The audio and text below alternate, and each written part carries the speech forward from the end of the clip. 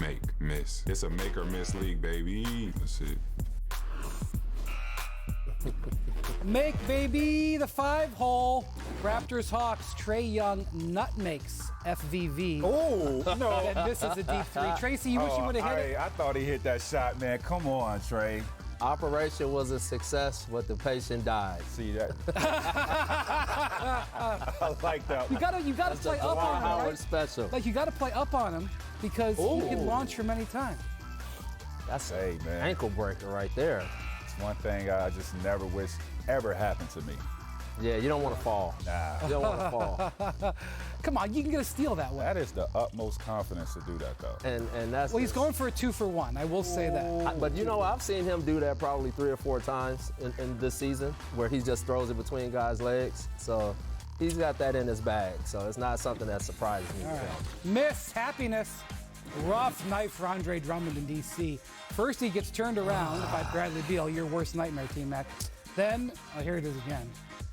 Then, right before the game ended, he takes an elbow to the face, loses a tooth. Come on, Drummond, get back. Get back. that's no fun. Recover. I'm telling you, once was rough. that big Fizz, body starts going one you direction. feel bad for Dre?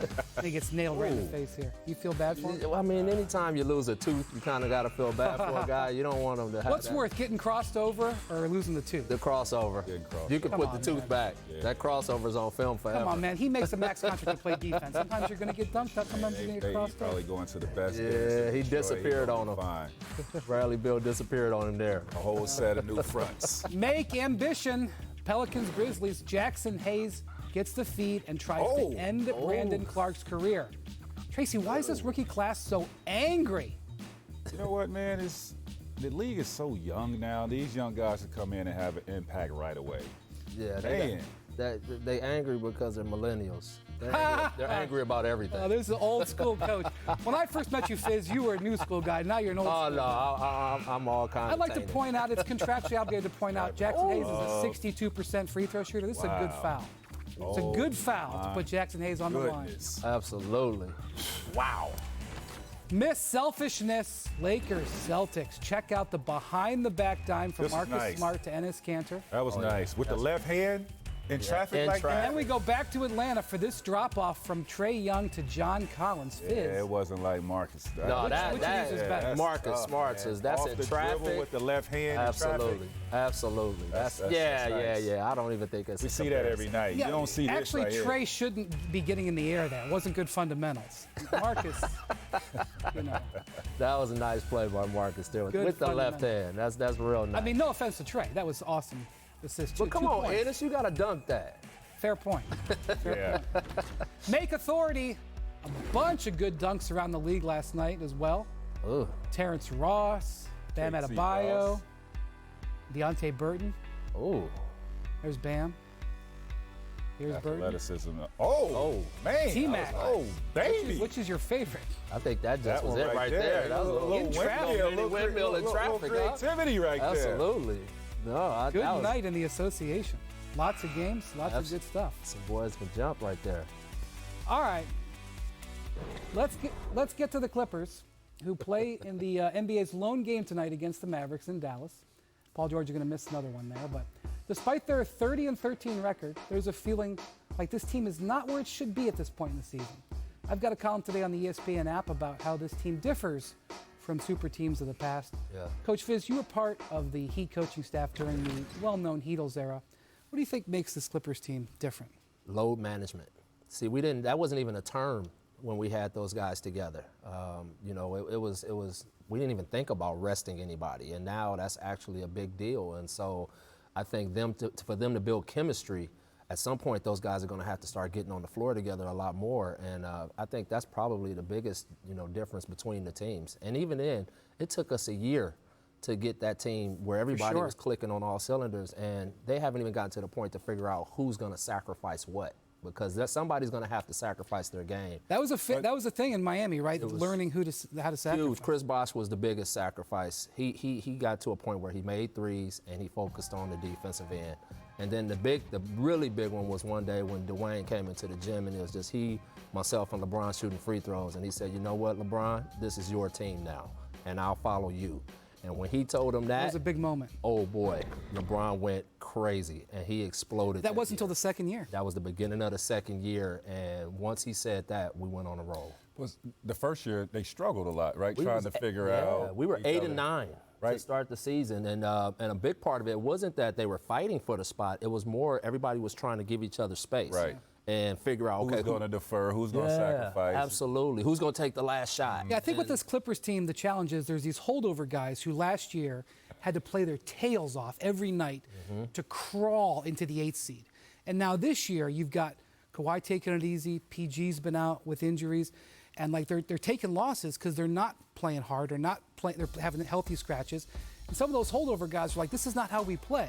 Right. And Doc actually, I think, got a little annoyed by this within the last couple of weeks. Was like, listen, the 8th seed with the 19th best defense like we were last year is not a great season. Championship coach. We want to have a great season this year, and so we're going to go this way. Yeah, but I mean, it's not like they're struggling though. They're Right. 30 and But- 13. but They're some of their second in the West, right? That's true. But like Montrezl Harrell and Lou Williams have both come out and said, we're not a great team. We don't have No. chemistry. Right. But I mean, that just shows you how great they can be. Right. Right. Because you have Pat Bev, who's been out of the lineup. Kawhi's on his load management.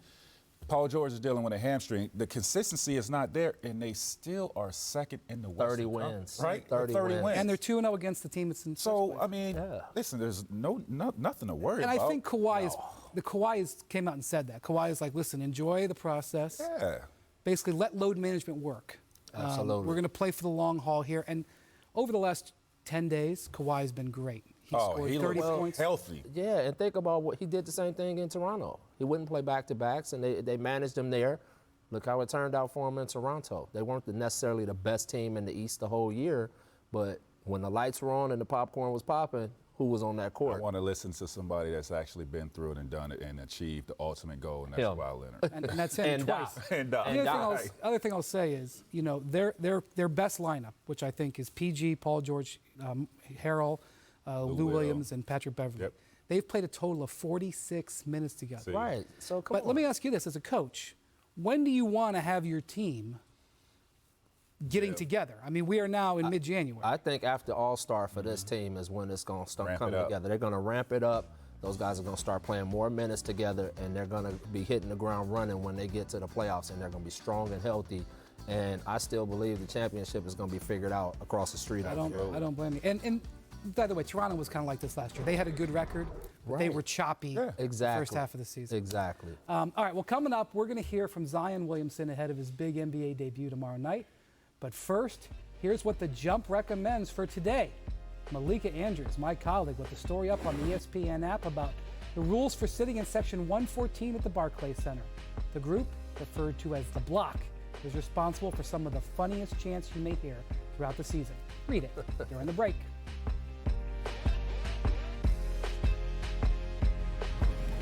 Be watching that one. Welcome back to the Jump. Come off vert like I'm that, Brian put it Windhurst, between filling my in for our legs. fearless I remember leader, those Rachel days for Nichols, you. alongside David Fisdale and Tracy McGrady. But let's just forget about all that. Zion Williamson is expected to make that long-awaited, much-anticipated NBA Awesome. debut for the Pelicans tomorrow. Here's Zion, who spoke earlier today. Take a listen. It's been very difficult. If y'all saw me meditating on the sidelines during the games, it's been very difficult, but I mean, it's finally here. I finally get to go back out there. There's a lot of times when I just want to punch a wall or kick chairs because it's frustrating to not be able to move your body the way you want to, not to make any athletic movements. I mean, it's tough, especially since I'm 19 and having to play my first NBA game. So it was tough. This is my first NBA game. This is business now. It's different. He looks excited to me. I don't blame him. I'm Tracy- excited. Tracy, what are your expectations for Zion? I see 20 and 15 tomorrow night. No minute restriction. Believe it or out not, the no minute gate. restriction. Oh yeah, 20 and 15. I mean, this kid is Don't put any pressure on him, Right. Why not just say 30 and 17? man. He's a beast. He is. He's just much more athletic than everybody. He's strong. I mean, you can't do nothing with this kid. If you could somehow turn him into a jump shooter, that's your best bet. But you know, The way they play with the playmakers that they have around him, he can end up putting up some big numbers in low minutes.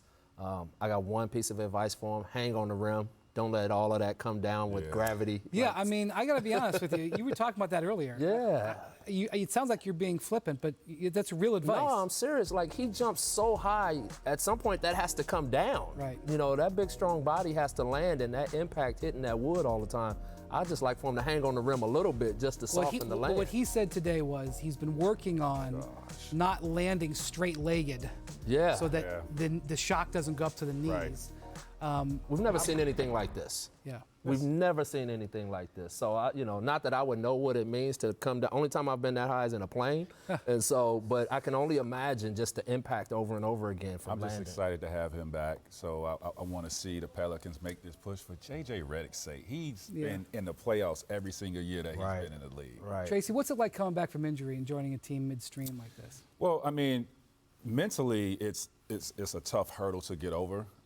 But I don't think he sustained a significant enough injury to bother him mentally. Right. There'll be some adjustments though to figure out what I can and can't do. If I feel pain doing certain movements, like Fizz said, when I dunk, hang on the rim and don't come down with all that impact. So there's some adjustment he has to make, and I'm sure he's prepared for it. I mean, I'm expecting him to be nervous, Coach, but at the same time, in the preseason, that's nothing, though. I know, but he was great in the preseason. Their team was great in the preseason. The Pelicans was the best team in the preseason. I know you guys played him in the preseason, but we didn't see him. He had just gotten hurt. Yeah, and they were But you watched film. explosive. But you Oh watched my film. goodness, they were so fast, and they got so many guards out there that can help him get easy baskets. And I think because of how his game is structured, he's a rim attacker, he's a roller, he's a guy that attacks off the dribble, he runs the floor. He will be able to hit the ground running from a statistical standpoint because he's not relying on They got to jump have a shots. pet play in their lineup that no one's seen yet, just to get him in. Oh, the Alvin's got some stuff. That's one thing you don't have to worry about. Alvin Gentry's got some good stuff. Offensive rebound. I mean, he's got, he just gets buckets in the easiest ways, and I just think that that's going to allow him to fill up the stat sheet, especially with the space that they play with, the speed that they play at. And then Brandon Ingram is emerging as a star now in this league, and to have him, out there with them to take some of that pressure off, I think is really important. And I don't want that. He shouldn't put the pressure on himself to think that he has to will them into the playoffs. He just needs to blend in with that group and find his way, and eventually he'll turn into the guy we think he is. The Pelicans are in a good place right now. They had a nice win over the Grizzlies yesterday. Absolutely. Okay, now let's revisit one of our favorite games on the jump. Something, nothing, or everything? First up, the Celtics steamrolled the Lakers in a 32-point win at home yesterday. Lakers gave up a season-worst 139 points to Kemba and the Celts. LeBron hadn't lost to Kemba in 28 previous games. Fizz, that 32-point win over the Lakers, something, nothing, or everything? Something for the Celtics, because I think, one, for Kemba to get over that hurdle. He didn't want to hear that stat too much. No kidding. But the Celtics hadn't been playing great recently. They're like 4-6 in their last 10, and they needed a big win to get them back to thinking about themselves as contenders. And that was the kind of win that can get them right back in their groove of playing like the team that they're capable of playing like. This is something. I mean, you beat the number 1 team in the Western Conference, number 2 team overall, and you got 2 All-NBA first-team guys on this team, AD and LeBron. This is a very quality win for this team that can hopefully catapult them into, a string of wins. Yeah, well, let's be honest. The Lakers don't have many marquee wins. They've got a lot of really good wins. Right. 0-2 against the Clippers. They lost in Milwaukee. They lost in Boston. Now, look, they're 18-4 on the road. I mean, you don't 18-4 on the road unless you're good. I don't care who you're playing. But, it is something to point out that the Lakers, and it was a comeback game for Anthony Davis last night. Yeah. Next up, the Jazz have won 17 of their last 19 games. Wow. They cruised past the Pacers last night. Now, that was a good win, led by Rudy Gobert and Donovan Mitchell. Yeah. But of those 17 victories, only 2 have come against teams with winning records, including last night. Tracy, is this 17 out of 19 something, nothing, or everything? Oh, this is something. I mean, I know we talk about them not having wins against worthy opponents, but it's hard enough to win one game in this league. Yes, it is. 17 out of 19, and playing a quality opponent like the Pacers, who I thought was playing pretty good basketball. They were 6-4 over their last 10 games. This is a pretty good win for them, so this is something. you got to play the teams that's on your schedule. And I think the Jazz, honestly, is one of the deepest teams in the league. Mike Conley right now coming back from Another injury. good game yesterday for Conley. Really good game coming off the bench for him. And I think as they keep building him up, and the same thing with him from an injury standpoint, if they have him ready to go for the playoffs with the other additions of Bogdanovich, Clarkson, Emmanuel Mudiay, those guys are a dangerous team coming into the playoffs. Anybody who wants to put the Jazz schedule down, let me just point something out. They did go 17-2. And one of those losses was in Miami, who's been the best home team in the league. It was a close loss. If they had gone, more like 500, then we could criticize them. But if they go 17-2, I don't care what the schedule is. That means you've done well. Absolutely. And we'd be killing them if their record was any different, But again, you got to play the schedule the way it works out. And their schedule's always imbalanced.